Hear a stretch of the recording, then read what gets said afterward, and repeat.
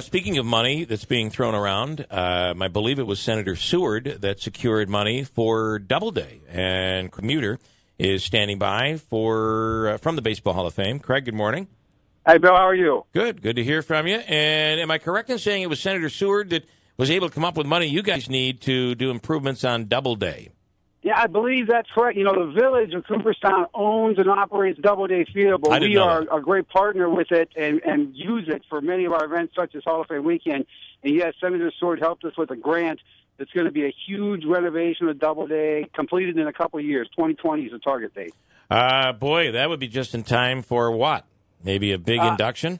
I have no idea. What's going on in 2020? That Jeter guy, something with him, right? Yeah. That's funny. I saw a story. Actually, I have audio. It was somebody that was on ESPN or on some sports show, and they were talking about how Jeter used to gamble in the dugout. So I'm like, oh, great, this is terrible. But it was like all these weird things, like I'll bet that guy takes his hat off, and by the end of or whatever, I bet that person falls asleep. All these weird little side bets they were doing in the dugout. It was kind of done for fun. But I had thought, oh, great, here's a bad story about Jeter, and it wasn't that. So. I don't think that's coming. And I tell you what, I think that the only gamble on Jeter is it going to be a unanimous pick in 2020 or not? Yeah. That's going to be interesting to see how close he gets to the Magic 100 mark. And next year, with Mariano on the ballot for the first time, I think he's going to be right up there, too. How are you going to vote against the greatest closer of all time? Yeah. See, I would argue that you could make an argument. I know there's closers in the Hall, but you could say, okay, well, he's a closer. Maybe he doesn't deserve to get in or get in on the first shot. I can see legitimate baseball writers having an argument against a closer getting to the Hall. Who's going to vote against Jeter? What argument could you make against Derek Jeter? I don't know what it would be. And in terms of Mo, I mean, think about it this way: is he the greatest closer of all time? Yeah. I mean, yeah. Especially postseason, you can make that argument. So I don't know how you vote against him either. But when you're talking about 440 plus voters, you're always going to have one or two that are going to be outliers on anything, no matter what you're voting on. Yeah. You could vote on free gold for everybody, and you'd still get people voting against. Well, we're just talking about it now about free money for the Doubleday, free money for the Irish Cultural Center, and everybody's complaining. We don't want that money. We don't want corporate welfare. Okay, well then we'll send it to Binghamton or somewhere else. But you're right. Just when you think you have, I have the issue. I have the story that everybody's going to agree on. You always get surprised, and I would imagine, boy, if anybody has a shot at it, though, it's Jeter. I would think. You would think so.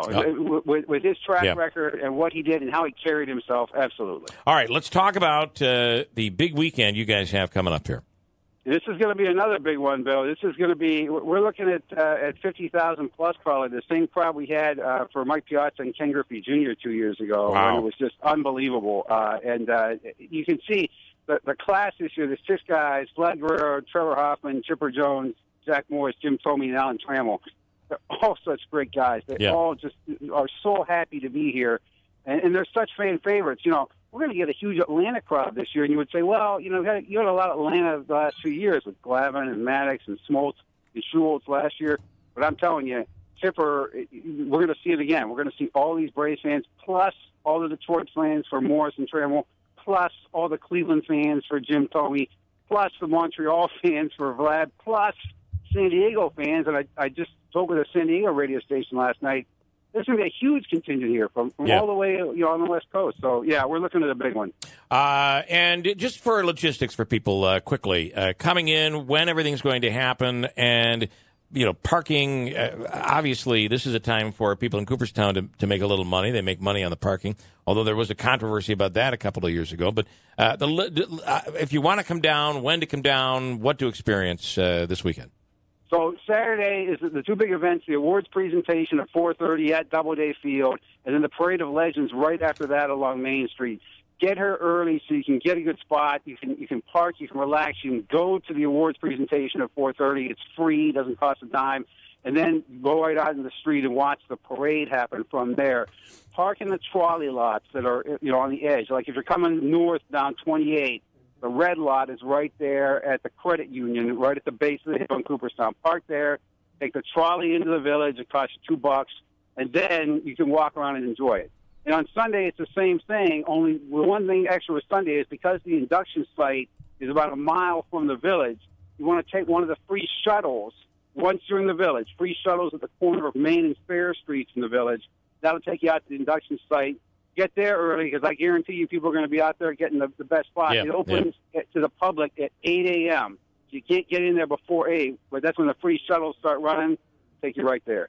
And it looks like your weather for Saturday just looks beautiful. It looks like you're going to have a beautiful day. And the other thing about... Saturday or Sunday? Sunday. Did I say Sunday? Saturday. Sunday looks beautiful. So, and the other thing, Craig, that is so cool about walking through Cooperstown at any time of the year, but particularly this weekend, is you are just going to be bumping into legends left and right this weekend.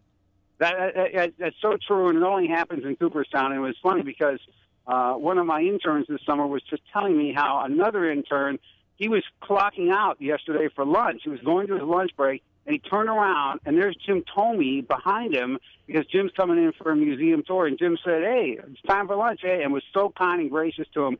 It doesn't happen anywhere else. You're going to see it on the street, and you're going to feel the buzz in the air. Really, really cool. Just one thought here from this baseball fan. This era of guys that are going in last year, this year, and probably next year too. It's so different. There was a steroid era in baseball, and maybe these guys played in the steroid era. There's no tie to Jones, Guerrero, I don't think to Thome, any of these guys going in. But there's an interesting stat here that I was shocked to see this. Okay, I couldn't tell you how many years. It's almost 40 years of baseball between Chipper Jones and Vlad Guerrero. How many times, Bill, do you think they struck out 100 times in a season? Vlad Guerrero and Chipper Jones, because it's so common today. I have no idea. Neither player ever struck out 100 times in a season. And like, for instance, there are guys who make the All-Star game every year who, by the All-Star game, have struck out 100 times in a season. Yeah. It was a different brand of baseball. It was a put the ball in play, but obviously Jones, Thome, and Guerrero were also power guys, but they were guys who hit around 300. It was a different era. That was kind of like a sweet spot in baseball. And you made a great point, Jeff. And Vlad doesn't get the credit he deserves for he had 318 average. That's better than Clemente. Think about that. It's unbelievable. And he would swing the balls over his head. And you couldn't throw a ball by him. You could bounce the ball to the plate and you hit it. Yeah. I had a guy, Torrey Hunter, used to play for the Twins. He told me one time when they were playing Vlad, their strategy was throw the ball down the middle of the plate, because if you throw it anywhere else, he's going to hit it. The only chance you have is throw it down the middle and hope he misses. That is funny. Listen, it is the weekend I know you wait for each and every year. Craig Muter, Baseball Hall of Fame, we appreciate the time, and maybe we'll bump into you this weekend. That's great, Phil. Thanks for having us on. Thanks so much. All right. It is, and it's not just baseball players. Sometimes you get celebrities that are walking through. That happens. I saw President George H.W. Bush in Cooperstown. I ran into Bob Costas in Cooperstown, Tommy Lasorda. Just this weekend is the weekend where all this stuff, you never know when somebody says, hey, I'm a huge baseball fan. I'm going up to Cooperstown. Pretty cool.